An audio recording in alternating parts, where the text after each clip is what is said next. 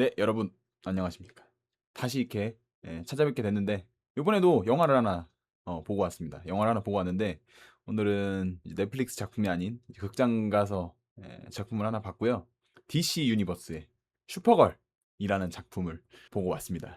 제가 개인적으로 히어로물을 되게 좋아해요. 히어로물을 되게 좋아하고 좀 판타지, 액션 요 장르들을 되게 좋아해서 물론 이제 마블 히어로들을 DC 유니버스보다 조금 더 좋아하긴 하지만 그래도 뭐 다크나이트, 맨 오브 스틸, 저스티스 리그, 원더우먼, 플래시, DC 유니버스 그래도 큼직큼직한 작품들은 다 많이 봐왔고 아쿠아맨 아쿠아맨도 있고요. 근데 코믹스는 제가 마블도 마찬가지로 코믹스는 보지 않고 영화로만 보는 관객이라서 원작이랑 어떤 차이점이 있는지는 만약에 이 영상을 원작 팬분들이 보신다면 그거는 제가 잘 모른다는 점 미리 좀 말씀을 드리고 슈퍼걸 이제 이름이 카라 조엘입니다. 슈퍼맨은 이제 칼렐인데 사실 이번 작품 전에 그 슈퍼걸이 한번 등장을 한 적이 있었어요. 2023년에 개봉한 이제 플래시라는 작품에서 슈퍼걸이 등장한 적이 있었고 그때는 사샤 카예라는 배우가 이제 그 플래시에서 슈퍼걸 역할을 맡았었는데 요 DC 유니버스 그러니까 제임스 건이 수장이 된 이후로 리메이크된 아예 싹 새로 개편된 DC 유니버스로 들어오고 첫 슈퍼걸 작품에서는 밀리 올콕이라는 배우가 맡아서 연기를 하게 됐고요. 이 카라 조엘은 슈퍼맨의 사촌 동생입니다.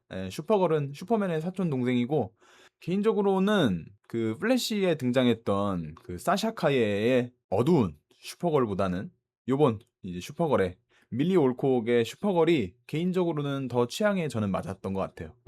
뭔가 주정뱅이 그리고 이 행성 저 행성을 막 방탕하게 막 쏘다니는 하지만 내면에 선이 있는 선함이 있는 그런 크립토닌이라는 설정이 되게 재밌었고 이 영화 속에 왜 이 사단이 나냐 슈퍼걸이 왜 이렇게 빡쳐가지고 이 사건의 발단은 결국에 강아지입니다. 크립토라는 슈퍼걸의 강아지고 슈퍼맨에서도 한 차례 등장을 했었어요. 그 슈퍼걸 이전에 슈퍼맨이라는 작품에서 한 차례 등장했었고 슈퍼맨 카렐 그리고 슈퍼걸과 마찬가지로 요 크립토라는 강아지도 크립톤이라는 행성 출신이고 이 크립토에게 그 도적단이 요 영화에 등장을 하는데 그 도적단의 두목 노란 언덕의 크렘이라는 인물이 크립토에게 독침을 놓으면서 결국에 조니에게 강아지를 건들면 안 되듯이 슈퍼걸의 강아지를 건드렸기에 이 영화 속에 사단이 나게 되는 거고요. 그러니까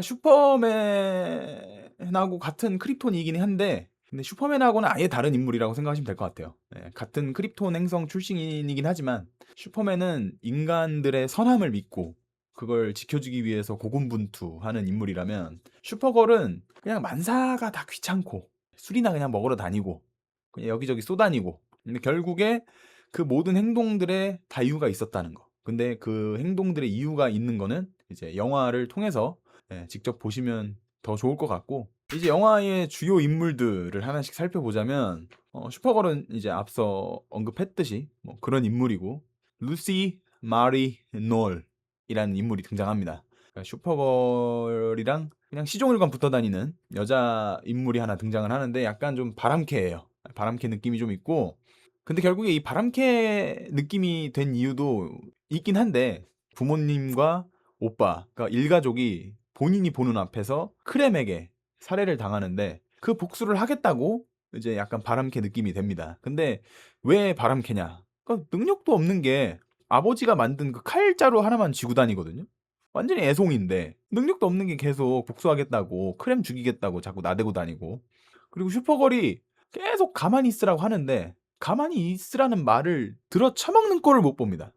들어 처먹는 꼴을 못 보고 좀 그래서 좀 시종일관 얘가 나대는 것 때문에 계속 사건이 좀 벌어지는 그런 느낌. 그래도 결국에는 슈퍼걸하고 친구가 되고 슈퍼걸을 결국엔 마지막에 좀 각성하게 해주는 존재.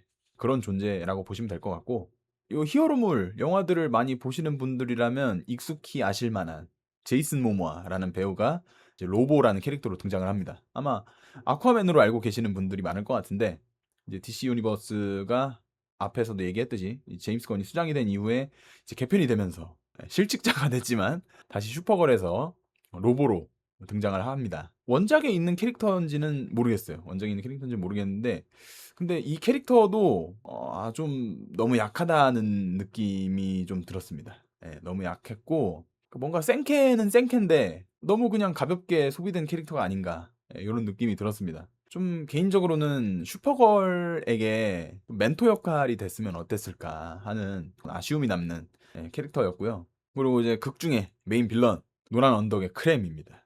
근데 메인 빌런이긴 한데 메인 빌런도 사실 너무 약해요. 너무 약해. 그러니까 뭐 무자비함, 잔혹함 이런 도적단의 두목 요건 알겠는데 그러니까 왜 있잖아요. 뭔가 히어로물의 빌런이라 함은 마블 뭐 영화를 보면 뭐 캡틴 아메리카의 윈터 솔저 나중에 물론 같은 편이 되긴 하지만 아이언맨 1에 등장했던 아이언 몽거 그리고 뭐 슈퍼걸과 같은 DC 작품에서 비교를 해보자면 뭐 다크나이트 앤 조커 조커는 너무 넘사인가? 너무 넘사 존재긴 한데 어쨌든 그리고 뭐 다크나이트 라이즈의 베인 맨 오브 스틸 같은 슈퍼맨 작품이었던 맨 오브 스틸에서는 뭐 조드 장군 요런 좀 무게감 있는 빌런은 확실히 좀 아니었어요. 예, 이 크렘이란 빌런은 결국에는 슈퍼걸이 당연히 이기겠구나.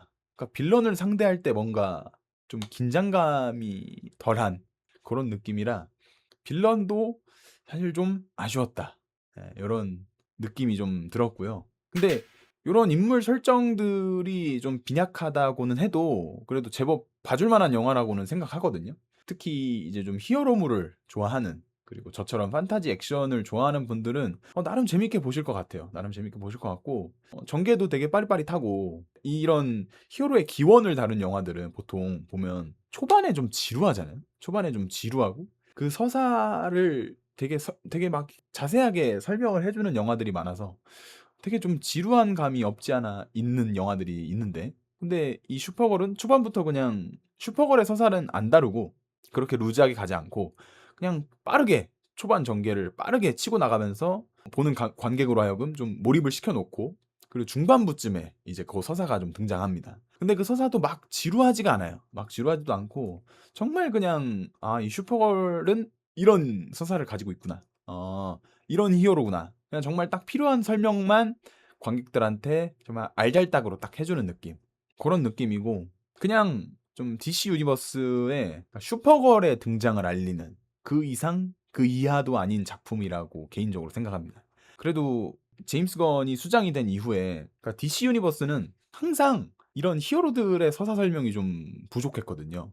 그러니까 마블처럼 지금의 마블 말고 그러니까 인피니티 워 엔드게임 그 전에 막 차곡차곡 히어로들의 서사를 쌓았던 그때 마블처럼 막 차곡차곡 서사를 쌓는 게 DC 유니버스는 그런 게 늘 없었어요. 그러니까 맨 오브 스틸 하고 뭐 그 다음에 바로 배트맨 대 슈퍼맨으로 넘어가 버리고 그냥 저스티스 리그로 넘어가 버리고 막 이래 버리니까 보는 관객들의 입장에서 저 히어로는 왜 저런 행동을 하고 뭐 이런 게 좀 설명이 좀 부족했단 말이에요.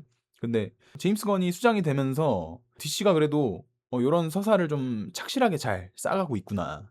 그래도 뭔가 빌드업을 하려는 노력들이 계속 보여서 그거는 되게 긍정적인 신호라고 저는 생각을 했습니다. 그래서 저는 물론 마블을 조금 더 비교적 좋아하는 팬이긴 하지만 DC를 그동안 뭐 DC 코믹스 때부터 DC 유니버스를 좋아하셨던 팬분들 입장에서는 되게 좀 긍정적인 신호로 받아들여지지 않을까 이런 생각이 좀 들었고 슈퍼걸 이전에 이제 슈퍼맨 작품과 마찬가지로 크립토나이트 크립톤인들한테 가장 치명적인 약점 이 크립토나이트를 통해서 슈퍼맨도 마찬가지고 슈퍼걸도 마찬가지고 이런 강한 크립톤인들도 이런 히어로들도 약한 면이 있다. 그러나 뭐 감정을 겪고 그를 통해서 성장해 나간다. 이런 거를 슈퍼맨 때처럼 슈퍼걸에서도 보여주는 것 같아서 이거는 좀 호불호가 갈릴 부분이긴 하지만 왜 이렇게 얘네들을 약하게 만들어 놓냐, 얘네들의 강함을 표현해 주질 않냐라고 생각하시는 분들도 물론 계시겠지만 저는 개인적으로는 좋았어요. 이 부분은 개인적으로 좋았고 액션도 나쁘지 않습니다. 액션도 나쁘지 않아요. 근데 맨 오브 스틸이나 저스티스 리그 같이 잭 스나이더 그 특유의 연출이 있잖아요. 그런 액션을 기대하는 분들은 그 기대감은 버리셔야 된다. 그리고 그 액션을 기대하고 보실 거라면 그냥 안 보는 게 낫고 그래도 좀 한번 봐볼까 하시면 그냥 기대감은 버리고 보시는 걸 추천을 드리고요. 확실히 좀 호불호는 갈릴 것 같아요. 뭔가 그게 짜임새, 탄탄한 서사를 통해서 정말 막 몰입감, 막 이런 거를 중요하게 생각하시는 분들은 안 좋아하실 것 같고, 확실히 안 좋아하실 것 같고, 그런 거 필요 없이 그냥 오락 영화, 예, 히어로 영화들 즐겨보시는 분들은 괜찮게 보실 것 같아요. 가오갤 느낌도 좀 나고, 가디언즈 오브 갤럭시, 예, 그 느낌도 좀 납니다.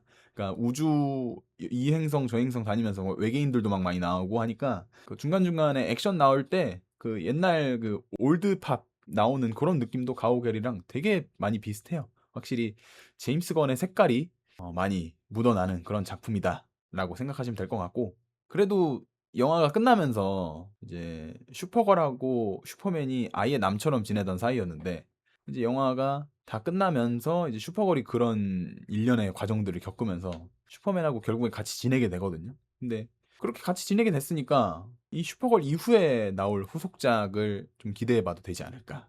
그런 작품이었습니다. 아, 그리고 끝나고 그 르세라핌 분들의 셀레브레이션 그게 이제 나오더라고요. 공식 OST로 아마 사용되는 것 같은데, 헐리우드 영화에서 우리나라 케이팝 아이돌의 이 노래가 OST로 나오니까 되게 신선하고 좀 자랑스럽기도 하고, 네, 좀 그랬습니다. 뭐 그랬습니다. 슈퍼걸 나름 재밌는 오락 영화입니다. 저처럼 히어로물 좋아하시는 분들은 그냥 고민 않고 가서 보시면 아마 재밌게 보실 거라고 생각합니다. 이상 영화 슈퍼걸이었습니다. 감사합니다.